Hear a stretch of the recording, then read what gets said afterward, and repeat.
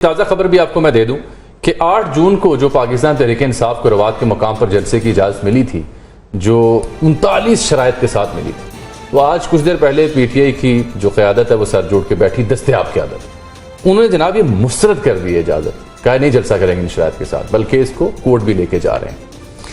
दुरानी साहब, एक तरफ PTI के ये रद्दअमल हैं, PTI का बयानिया है, जेल बैठा शख्स है जो जेल बैठ के पूरी दुनिया में सुनाई दे रहा है, चाहे उसके इंटरव्यूज़ हों जो मेहदी हसन ने किए या उससे पहले आर्टिकल्स हों या उनकी सोशल मीडिया टीम हो। जवाब में एक तकरीबन 2/3 वाली हुकूमत है, मुतबादिल बयानिया देने में भी नाकाम है और उन्हें मैनेज करने में और डील करने में भी नाकाम है, बल्कि शिकवा करती है कि जनाब इन्हें रिलीफ दिया जा रहा है। अब इस सूरत हाल में पहल कौन करेगा और ग्रीन सिग्नल कौन देगा?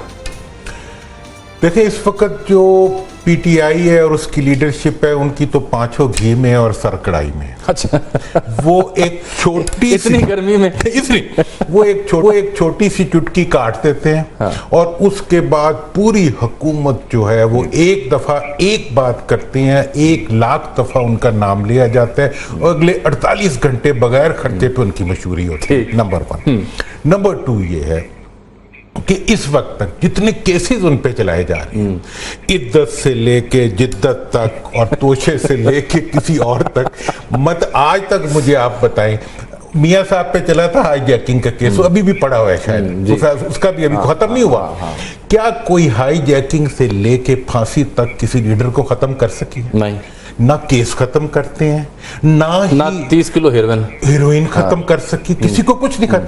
अब इस वक्त ये है कि उनके तो मजे लगे पड़े हैं, दूसरी तरफ एक नाअहल सियासी ग्रुप मौजूद है। नाअहल सियासी ग्रुप इतने सीजन, शहबाज शरीफ साहब, मुफाहमत का बादशाह आसिफ अली जरदारी, इतने इसहाक डार साहब, असल में आपको ऐसी कमाल की क़यादत, आप उन्हें कह रहे हैं नाअहल है। क़यादत की इस वक्त हाल यही है कि ये 15 रुपए में से 4 रुपए के, ये तेल 15 रुपए सस्ता करते हैं तो 4 रुपए होता है। तो 20% की हुकूमत है। सदक साहब कहते हैं मिसकम्युनिकेशन। तो ये 20% की हुकूमत है। और इसके बारे में जनाब आप एक और आपको बड़ी दिलचस्प बात, जी प्लीज, कि जेल के अंदर कागज नहीं जा सकता। ये कल मुझे खुद कह रहे हैं रऊफ हसन साहब, कागज नहीं, और मैंने उनसे एग्जैक्ट सवाल किया कि जब कागज नहीं जा सकता तो मेहदी हसन का इंटरव्यू कैसे हुआ? नहीं, मैं और बात, काला पानी भी जो था ना, उसमें भी कभी कोई कागज और पेंसिल नहीं रोक सका। ठीक। भुट्टो साहब ने किताब लिखी, मौलाना मौदूदी ने तफसीर लिखी, फैज अहमद फैज ने शायरी की। आज तक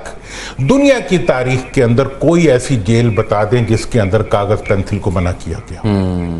आज क्या प्रॉब्लम है PTI वालों को? क्यों नहीं जाके अदालत से कहते भी हमें कागज पेंसिल की इजाजत दें?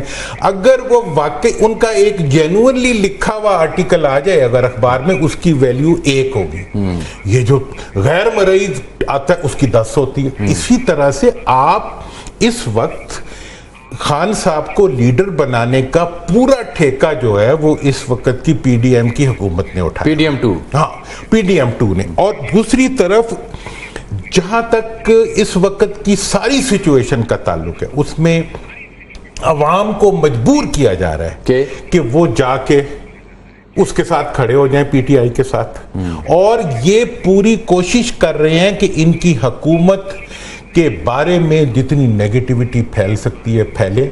और फिर आइंदा की जो सूरत हाल है उसमें मैं आपको ये बता दूं कि इस वक्त भी इनके पास एक ही रास्ता है। वो क्या है?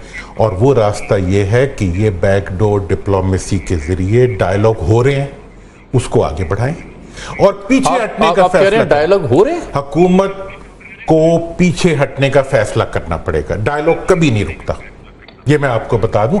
डायलॉग, डील नहीं हो रही।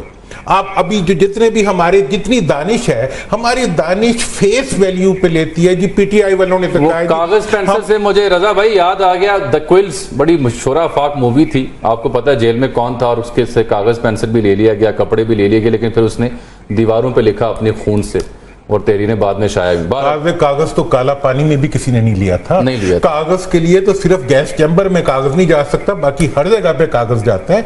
लिहाजा मैं इस वक्त ये आपको बताना, अपनी हमारे साथी दोस्तों से भी मैं यही दरखास्त करता हूँ कि सादगी से सियासत को ना देखें। सियासत उस चीज का नाम नहीं है जो सियासत